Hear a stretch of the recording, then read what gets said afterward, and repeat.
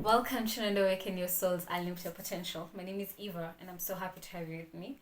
And in the last video, I talked about fear, the fear that's currently in the world that we see all around us. And I shared a bit of tips on how you can actually find ways to counteract this fear rather than giving into it and just taking back our power. Today, I want to tackle the question of, do other people actually have power over you? And by this, I mean, do other people have any ability to affect things in your life? And this is actually inspired by a conversation I had with someone recently regarding the power of black magic, right? You know, when someone casts a spell on you and maybe might make you get sick, might make several areas of your life go, a negative way, right? So we were talking about that, and I was really arguing the point of, I do not believe in that. And I'm going to explain why I don't believe in that. So here's the thing. The one gift that we've been given as humanity by God, by the universe, is the gift of free will. Meaning that there is no authority over our lives. We are the authority in our own lives, right? The divine completely respects our will and the choices that we make. It might be the wrong choice for us, yes, but it still respects us because it respects us as the creator of our own realities. There is no point that the divine ever steps in to our lives to effect certain things unless we make a choice to allow that to happen. Otherwise, we're just free to navigate our path, the best way we think we can. So we all have plans, right, as souls, that we come here, we want to figure out, we want to evolve in such a way. Maybe your soul came here to learn forgiveness, maybe your soul came here to learn compassion. But when we get here, because of the society and everything happening all around you, people just tend to we lose connection with the divine, and basically our entire life is navigating through that and trying to find ourselves back to where we were supposed to be, back to remembering why our souls came here originally. That's the whole point of life, to grow, to evolve, right? In the worst, I want to say worst because to be human is to choose suffering, right? That is what we all signed up for. We all signed up for learning through suffering, which is sad, but that's the life we signed up for. So here's the thing, right? We do come here with a plan. We go through the veil of forgetfulness. We forget everything we came here to learn. We're trying to navigate our path. Here's the thing, right? It's not like the divine doesn't know the plan, right? It can just as easily, show up in our lives and give us visions and tell us that, hey, Eva, you're going down the wrong path. You're meant to be doing this. That will be the easy choice, right? But no, there's a reason why the divine kind of stays away from us, because it's the best way for us to figure out our own power, right? Because if you're constantly relying on someone to step in and show us the way and tell us, like, don't touch that, don't do that, you're going to get hurt, we're never going to learn our own lessons in our own way, right? I mean, picture this.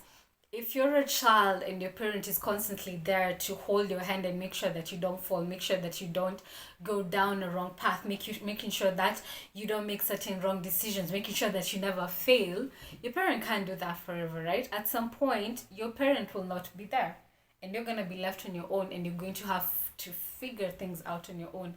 But how can you figure that out when all your life your parent was there to hold your hand through that? So basically, by the divine stepping off from our experience to let us figure it out, it's kind of like helping us tap into that power, making us stronger, making us evolve in a better way for us that will make us better able to handle so many situations we encounter in life, right? To help us basically tap into our own power.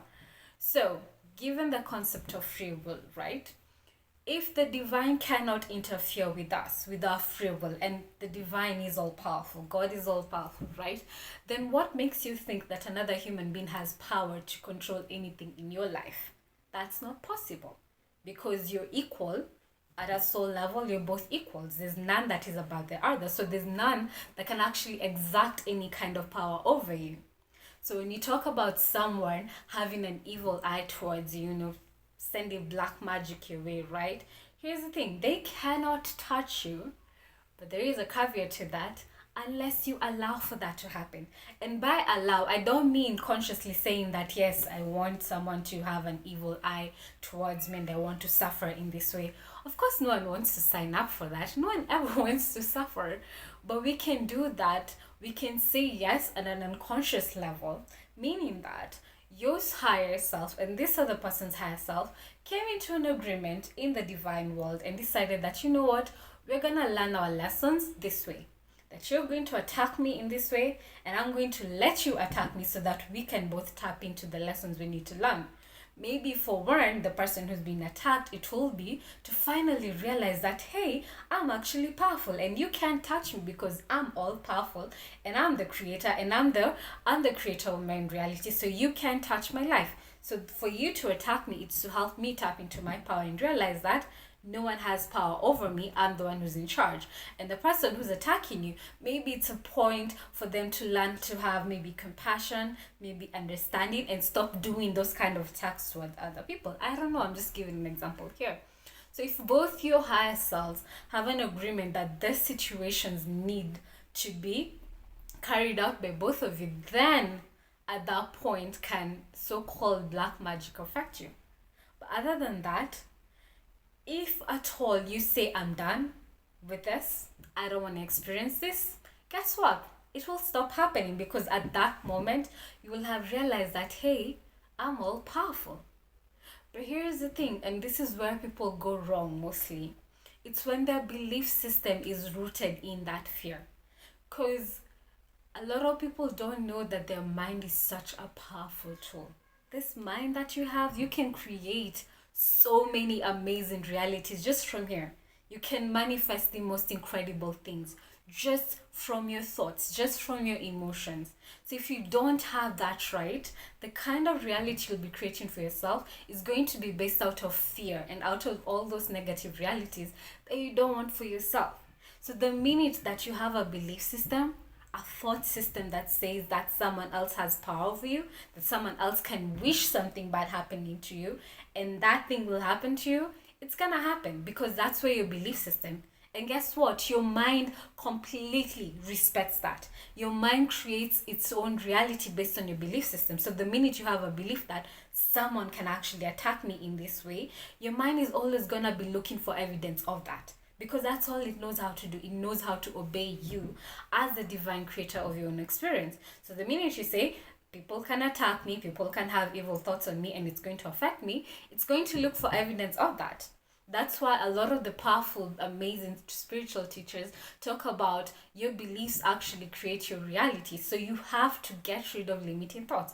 If you believe that money is evil, guess what? You're always gonna be seeing evidence of why money is evil. You're always gonna be seeing all these rich people doing negative things with money and then just convince yourself that, you know what? I don't want money because money seems to be evil. Well, in reality, money is not actually evil. It's the people who use it in a negative way that make it seem like money is a bad thing. But they're actually good people who are actually doing so much good with the money that they have. And you can see examples of this online. But the minute your belief system is rooted on that, that is all you're going to see all around you. I'll give another example of if someone has a belief system of all women are cheaters, all men are cheaters, right? Every relationship they'll be attracting into their life will be based on that belief. Meaning that the partners they'll be having in their life are going to be cheaters, are going to be liars, are going to be toxic, as you call it. Because that's where the belief system are.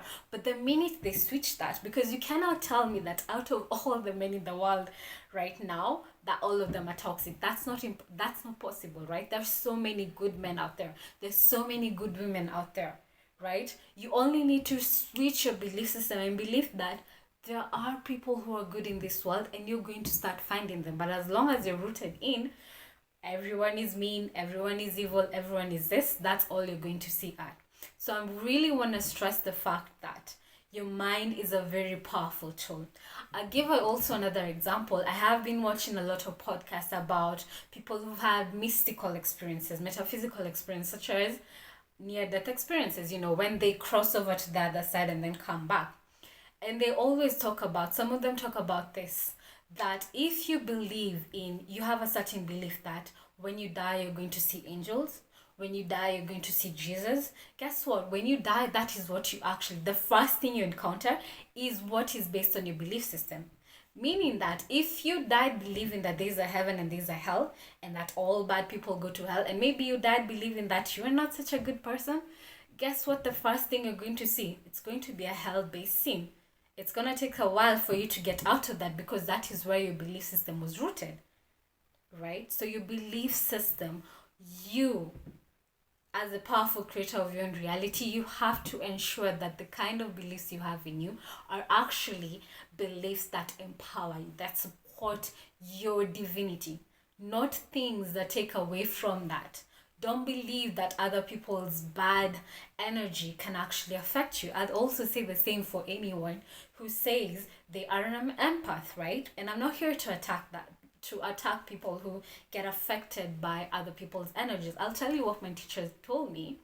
It's that when you believe that, I feel other people's emotions and they affect me so much, and it's going to make me feel, a certain way anytime I'm around negative energy. I'm sure you've had that kind of talk. If you've been in the online world, spiritual world, there's so many people who talk about that. I have to say that I'm one of them sometimes, because to be honest, I do feel other people's energies. But when I realize that, hey, I'm the one in charge, I can choose to either feel or block these energies, I started setting my boundaries with people. So sometimes, yes, I can forget, I can be around people, and sometimes I'll feel the energy, and I have to keep on reminding myself that this is not my energy, this is other people's energies. So but at the end of it all, I take total responsibility in saying that the only reason that their energies are affecting me, it's because I'm allowing for that to happen. But the minute I say boundaries set up, that's it, they stop controlling me. So the reason why I want to shoot this video is just to help you tap into that power and realize that you are a powerful creator, you are a powerful divine being. Do not fall for all the stories that tell you that you're weak, you're this, you're that, because there's so many of those stories around, based on race, based on your wealth status, based on so many things, your social standing or whatever, that tell you that you're so weak because, maybe you don't have the money in the bank that you'd want, right? A lot of those stories happening in the world, or maybe you're not the right color for some people, then you're a weak person. You're not weak unless you believe that you are weak. That's my message for you today. Sending you so much love. If you do like the content I do share out here, make sure that you subscribe, and also click on the notification bell that's next to the subscribe button. Comment down below and just let me know if you liked any part of this particular video. I'll be interested to hear your opinion on this, and to say thank you so much for tuning in until this video this far. I've prepared a beautiful meditation to just help you tap into your divinity, help you tap into your inner guidance, so that you can tap in to who your soul is supposed to be. If you want to connect to why your soul is here, if you want to start building that connection and tapping into higher states of well-being and not so being affected by the world around you, you can check out my free meditation down below in the description box. Just register and you'll get instant access on your email for this powerful meditation. And just to end my video, I always end by sharing how I can actually help you tap into your unlimited potential. The name of my channel is Your Soul's Unlimited Potential. So how do I do that? So I do work with two modalities, one of which is based on working with the Akashic records, and it's called soul realignment.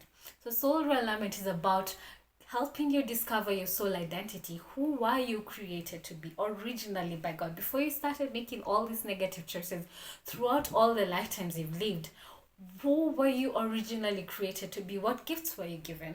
A lot of us have forgotten our gifts based on all the negative choices. All these people we've let around us control our actions, control how we show up in the world. We've forgotten what makes us unique. So if you want to tap into your own uniqueness, your particular gifts that you're supposed to leverage to create your human experience, if you want to discover where your soul is originally from, because here's the thing, not everyone who's here on earth is originally from here. So if you want to know, all my soul sisters, all people who think that they're star seeds or whatever, if you want to know where your particular soul is from, you can check that out with the soul realignment reading. The third thing I do is I help you determine where you currently are vibrationally, right? Because we all talk about, if you want to manifest quicker, you have to raise your vibration. But where currently is your vibration at? Where is your soul currently tapping into higher guidance from? Where is your higher self situated in your entire what is it called, soul existence, right? So if you want to know which dimension you currently tapped into to receive guidance from, you can discover that with the soul realignment reading. The last thing that we normally do with the reading is you get to discover your soul story. And that's actually going back to a particular lifetime where your soul started making negative choices. You know, what happened in that lifetime that led to the kind of experiences that you're having right now. Because here's the thing, a lot of the experiences that we have in this lifetime have nothing to do with this lifetime. They're all connected to a version of ourselves in the past. So we keep on creating the same circumstances in order for our soul to kind of like resolve that karma.